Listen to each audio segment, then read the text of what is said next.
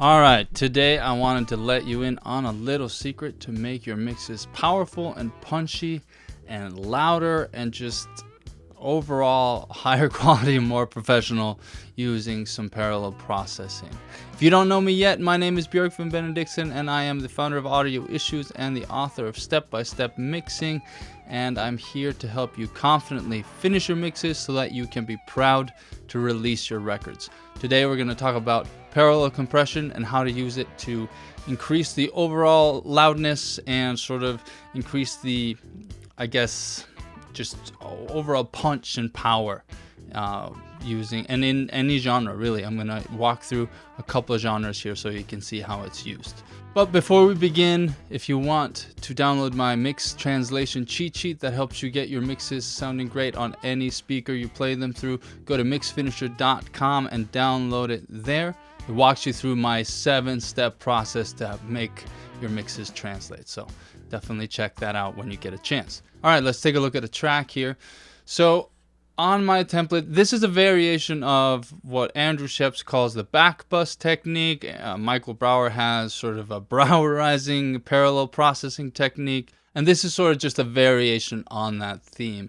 So on my template, I have, as always, I have a parallel drum compressor here, but I also have these 3 buses. Actually, I mostly use these 2 buses, which has an opto-comp, which is an LA2A, and I have a FET comp, which is an 1176, and they most of the instruments on my template are automatically set to be sent into these 2 buses, and these are parallel processing or compressing in parallel the entire signal, most of the mix.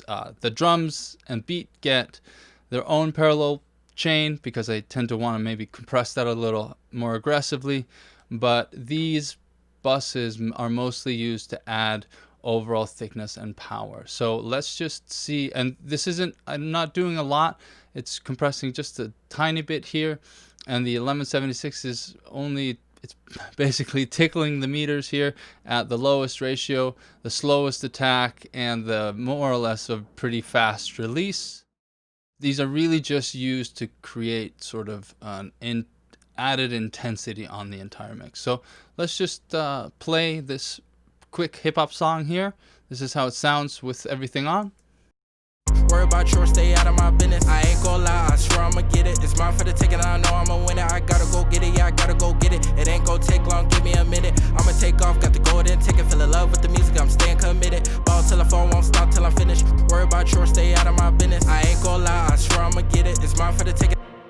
So you can hear that those compressors are more or less, I added some gain reduction or peak reduction, increased it, so it was compressing about 1 to 2 dB, and the same on the universal audio.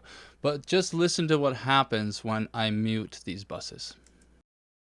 Worry about yours, stay out of my business. I ain't gonna lie, I swear I'ma get it. It's mine for the taking, I know I'ma win it. I gotta go get it, yeah, I gotta go get it. It ain't gonna take long, give me a minute. I'ma take off, got the golden ticket. Feel in love with the music, I'm staying committed. Ball till the phone won't stop till I'm finished. Worry about yours, stay out of my business. I ain't gonna lie, I swear I'ma get it. It's mine for the taking, I know I'ma win it. I gotta go get it, yeah, I gotta go get it. It ain't gonna take long, give me a minute. I'ma take off, got the golden ticket. Feel in love with the music, I'm So what's happening there is just you're adding all this power, and then there's probably some color coming from the compressors as well, and then just like adds this extra layer underneath everything that makes things fatter, fuller, punchier in a way, and definitely something that you can use in your mix to make it sound more professional.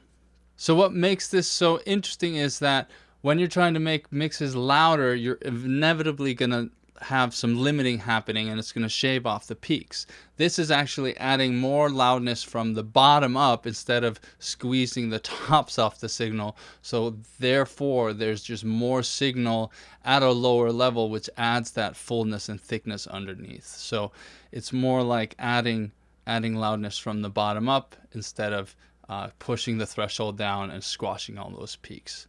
Of course, this trick doesn't just work on hip-hop.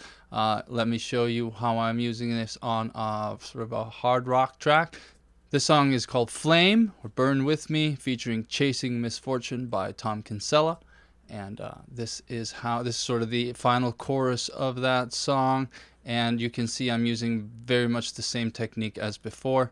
and it's almost the same presets or same parameters: slow attack, fast release. It's probably compressing a little more because it's a more aggressive song, but let's just hear how much the mix changes when you're not adding this parallel power to it.